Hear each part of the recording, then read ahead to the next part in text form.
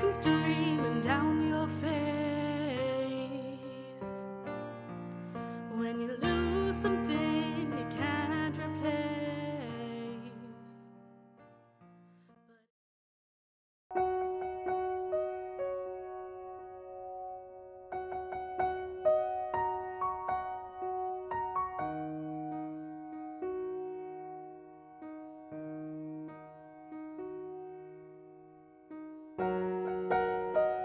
My name is Orla Tinsley and I'm 26. I've had cystic fibrosis since I was born. My name is Martina Goggin. I'm Phyllis Cunningham. I'm the transplant coordinator in Beaumont. My name is Deirdre Roche Doherty and I'm 36 years of age, and I was born with a condition called cystic fibrosis.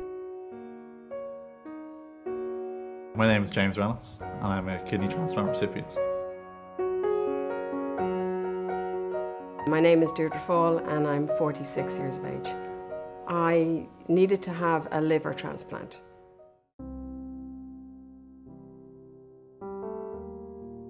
What is organ donation?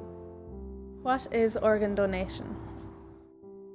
It's basically saving a life. I think organ donation is incredibly important. I think it's one of the most important issues in Ireland today.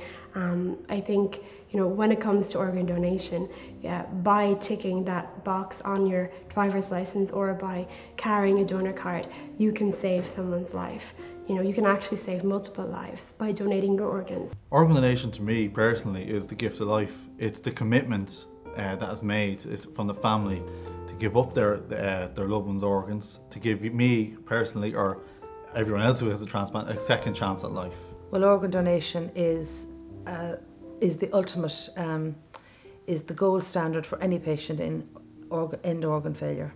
So we're talking about, for heart, lung and liver transplant, it's a life-saving operation, and obviously extending the life of people in kidney or pancreas failure. Organ donation has become, I suppose, a seriously important part of my life now. The awareness of it and the importance of it, I'm trying to get that message across to people, is really important. And any donor families I ever meet, they always say exactly the same thing.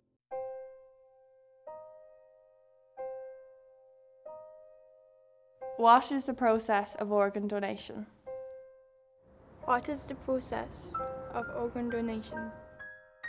Any intensive care unit in the country would contact us when a patient who has been admitted to the intensive care unit has sustained irreversible brain damage, resulting in either a very, very severe car accident or maybe a brain hemorrhage.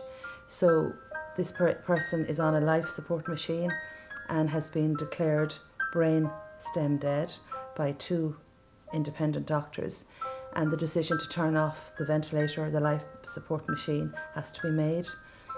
And the family have either brought up the subject of organ donation, or the hospital are considering approaching the family to discuss the possibility of organ donation. Well, I was 6 since I was a baby. I was in and out of hospital up until I was 18, and they never thought I'd need a kidney transplant, but it was roughly when around 18, 19 when they said I had developed stage 5 kidney failure, and that was when it kind of hit me that we're looking on the list, we're looking for a kidney transplant, and dialysis was on the way, It started with seasickness. I went to the doctor, and then that progressed. After 2 weeks I went back to him. I was still seasick, still feeling sort of woozy and seasick. Went back in again and he just gave me more seasickness tablets. Another week on I started to get yellow, and my eyes started to get yellow and all of that, and I was told I needed a liver transplant. I was diagnosed when I was 6 months old, and basically it's a condition that affects the lungs predominantly, but also other organs in the body. It's often, mostly always, in the middle of the night we end up phoning our patients for transplant. And I mean, it's the emotions, it involves the whole family, from absolute elation to shock to crying to laughing, the whole family shouting, not even hearing what you're saying because they're so excited, even though it's the call they've been waiting for. When it comes, they are taken by surprise. And even though they're delighted it's a call that will change their whole lives, it is also a very emotional time for our recipients, because they know that somebody has died, that their family have lost their loved one, and they're very much thinking of their donor at that time. And really they do for the rest of their lives, that every morning they wake up feeling healthy and well. They know it's through the gift of life they've been given through organ donation. I think it was about 1:30, 2 o'clock in the morning, and I got a phone call off the transplant coordinator, and she told me, you know, James, we have a kidney for you. That's, as we call it, the call. You know, that's what you've been waiting for. I rang my dad and said, you know, this is it, you know, get the bag ready, like, oh, I'm going to get a kidney transplant. I would have loved to be on the other end of the call and watching my mum and dad, you know, how they reacted to the news, because my mum was in bed and my dad just told me that. He grabbed her, you know, by the side of the face and said, you know, this is it, you know, he's had to get the call. I mean, the actual operation to remove the organs is carried out like any operation in the operating theatre of the hospital where the patient has died. It is important to let your next of kin know what your wishes are regards organ donation.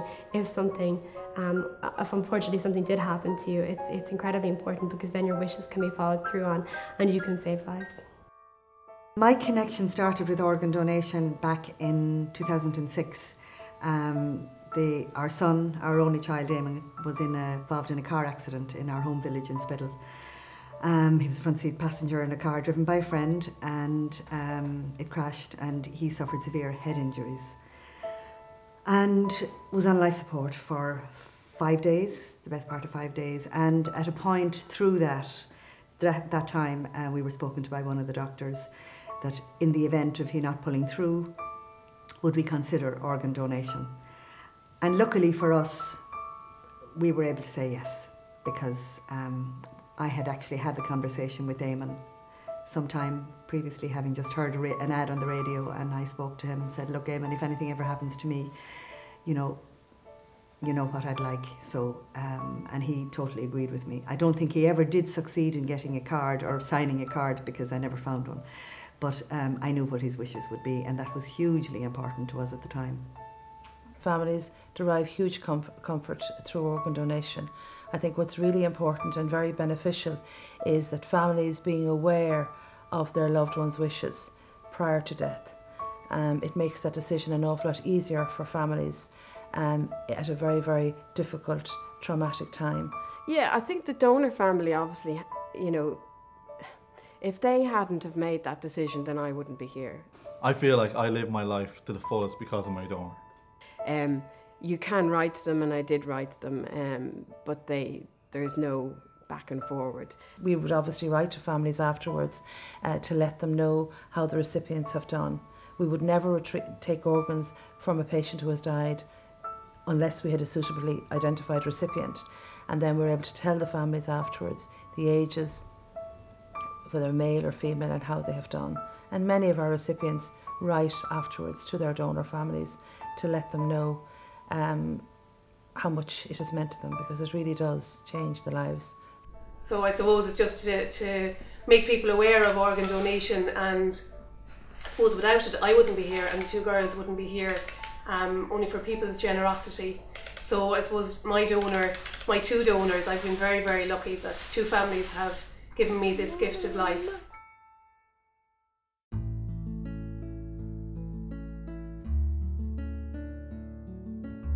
A positive thing can come from tragic circumstances.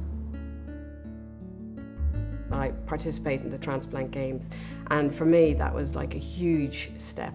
You know, it was bringing back my sport into my life, going to all the competitions, meeting people from around the world, you know, and that has opened up a whole area that I didn't have before, and you know, that is in itself a celebration, and it's a give back. For me, it's about giving back. I have friends all over the world that had kidney transplants, that have liver, heart, lungs, and to have them in the one games, like, it's not even just like you're meeting them in a hospital, but you're actually meeting these at international level. It's quite impressive, and I'm proud to be a part of the team. What happened after the whole process had happened, and Eamon's organs were donated, and we donated his heart, his liver and his kidneys, so that was 4 people benefited and had a chance at a new life.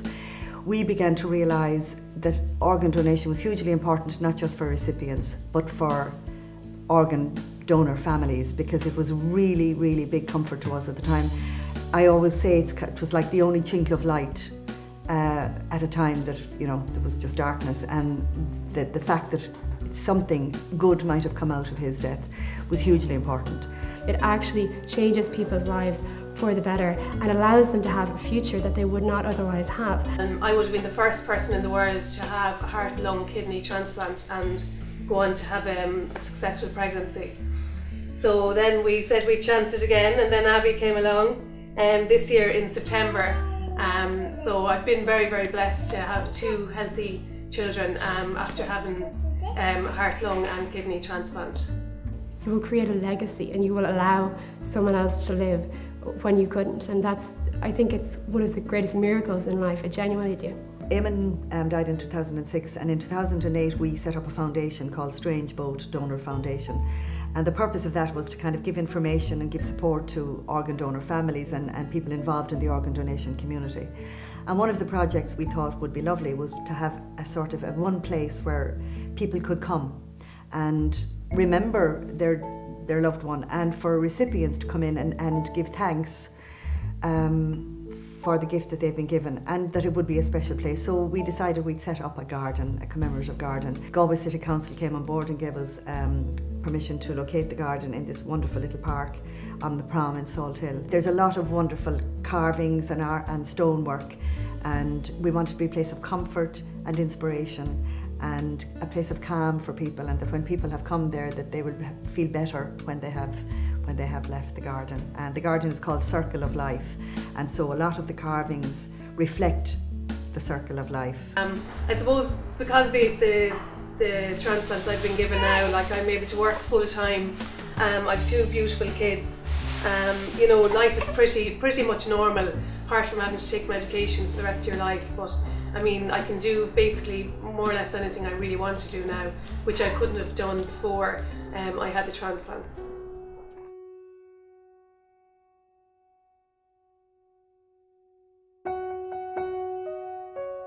On a personal level, because I have cystic fibrosis, sometime in my life I will need a double lung transplant. So obviously organ donation is important to me. It's important that people donate their organs so that, you know, people who need them, as I will someday, can get them.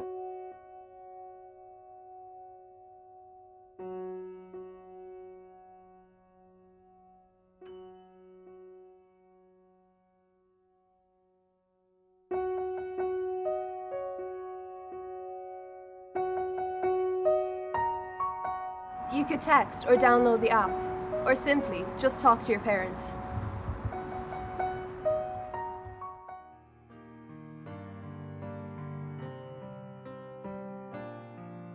When you try your best but you don't succeed,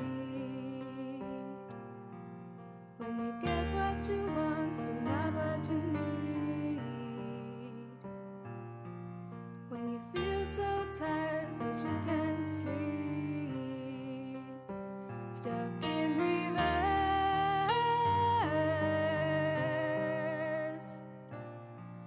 and the tears come streaming